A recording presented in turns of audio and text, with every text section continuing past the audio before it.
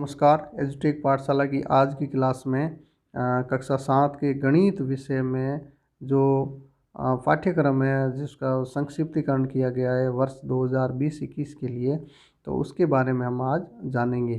तो वीडियो शुरू करने से पहले आपसे अनुरोध है कि आप साथ में पुस्तक लेके बैठें और जैसे जैसे आगे बढ़ते हैं उसके अनुसार आप जो अध्याय हैं उनको निकालते जाएं और टिक मार्क करते जाएं, ताकि ये पता चलता रहे कि कौन सा जो अध्याय है उसमें कौन सा जो टॉपिक है वो रखा गया है और कौन सा हटाया गया है।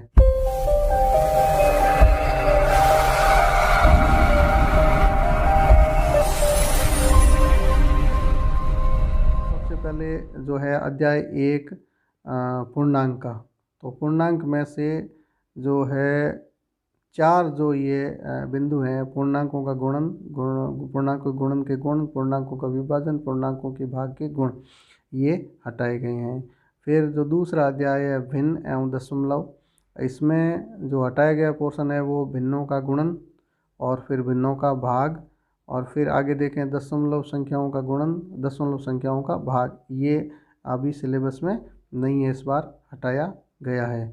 फिर तीसरा जो अध्याय है आंकड़ों का प्रबंधन, आंकड़ों के प्रबंधन में से जो 3.8 भिन्न उद्देश्य के साथ दंड आलेखों का प्रयोग ये हटाया गया। संयोग और प्रायिकता, इसको भी हटा दिया गया। अध्याय 4 सरल समीकरण, सरल समीकरण में 2 बिंदु हैं वो रखे गए हैं। समीकरण क्या है और कुछ और समीकरण, ये 2 रखे गए हैं, बाकी सारे हटा दिए गए हैं। फिर अध्याय 5 रेखा एवं कोण, रेखा एवं कोण में कुछ भी नहीं हटाया, यथावत है ये। और फिर छठा जो अध्याय है त्रिभुज और उसके गुण, तो त्रिभुज और उसके गुण को भी यथावत रखा गया है, कुछ भी नहीं हटा है। फिर त्रिभुजों की सर्वांग क्षमता, ये है अध्याय 7वां, और इसमें जो रखा गया पोर्शन है बाकी सारा हटा दिया है, केवल 2 बिंदु हैं, त्रिभुजों की सर्वांग क्षमता और त्रिभुजों की सर्वांग क्षमता के लिए प्रतिबंध, ये 2 रखे गए हैं, बाकी सारे हटाए गए हैं। फिर अध्याय जो 8वां है राशियों की तुलना, राशियों की तुलना को यथावत रखा गया है सारा का सारा। फिर अध्याय 9 परिमेय संख्याएं, इसको पूरी तरह से हटाया गया है, कुछ भी इसमें नहीं पढ़ना है परिमेय संख्याओं में से।